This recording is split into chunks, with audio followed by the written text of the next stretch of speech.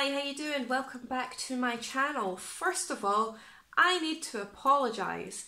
I haven't done anything about this series for about 2 months now. I have no reason for it, I have no excuse other than my organisational skills are absolutely shocking. So I am so sorry that the conclusion to this mini-series has taken about 2 months to come through.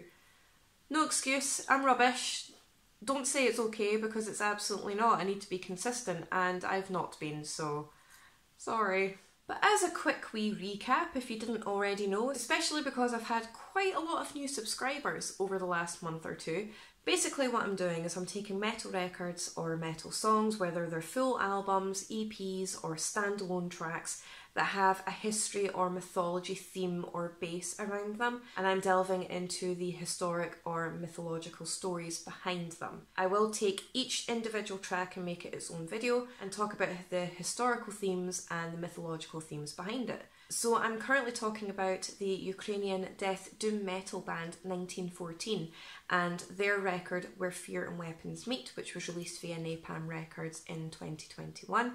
And this is the very last track that I'm going to be talking about in this mini-series, and it will be part of a playlist. So if you want to check out the full playlist where I've talked about every single track and the historical themes behind it in individual videos, basically. I've just rambled on completely, but you get the gist of it, right? So without any further delay, I'm just going to get cracking on with the very last entry for this particular mini-series.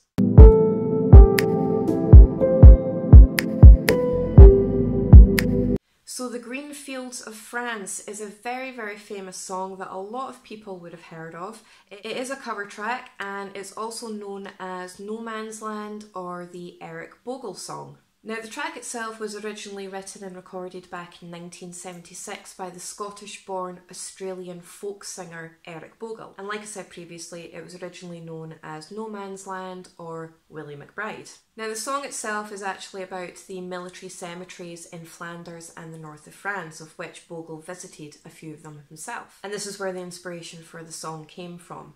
Now, the identity of this Willie McBride, who is mentioned in the song, has never really been confirmed. Now, according to the Commonwealth War Graves Commission, there are 8 soldiers listed with the name Willie McBride and a further 6 soldiers that are listed as W. McBride. Now, a lot of people have tried to carry out huge investigations to find out who this Willie McBride is, but Bogle himself has confirmed that it wasn't any one person in particular, it was just a name that he saw that fitted with the song.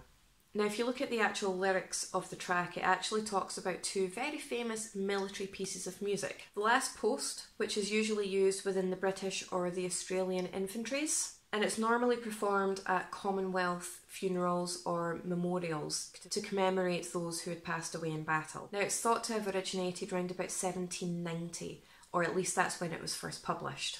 And its original use was actually to signal to the sentry that the last post inspection had been carried out, and it was to signal to those still on the battlefield, whether that was because of wounds or separation, that the fighting had basically ended. Now, the second track that the song talks about is Flowers of the Forest, which is a Scottish folk song, and it's mainly played on the Great Highland Bagpipe. Now, this track in particular originated around about 1615 to commemorate the defeat of the Scottish Army and the death of King James IV at the Battle of Flodden in 1513. Now, this folk song in particular is normally only played during funerals or memorials because of its morose undertones. Now, Eric Bogle's track has been covered many, many times throughout the years, but some of the lyrics are often changed or altered slightly. For example, the original Scottish phrase that was used in the track, "Did the rifles fire o'er ye?" was replaced with "Did they play the Death March?"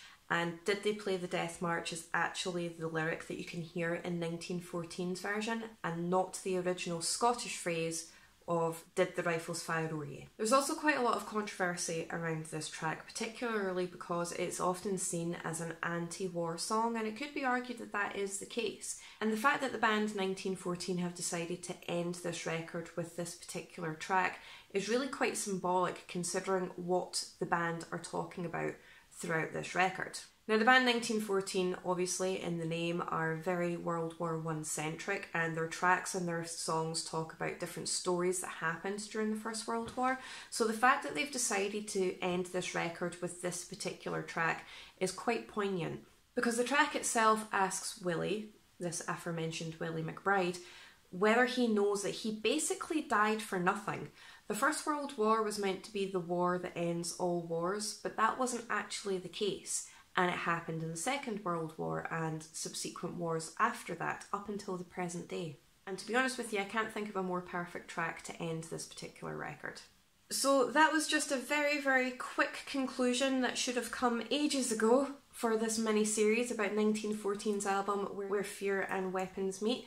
If you can comment down below to let me know what you think of this particular track, and let me know what your thoughts are on this mini-series as a whole. What were your favourite stories from the playlist that I've created? And what album or song do you want me to dissect next? Let me know what your suggestions are, and I'll certainly get them added to my list. If you can like, share, subscribe, I really do appreciate your support. And definitely check out 1914's Where Fear and Weapons Meet. It's an absolutely stunning record and I absolutely adored it. Thanks very much, and I'll see you in my next video.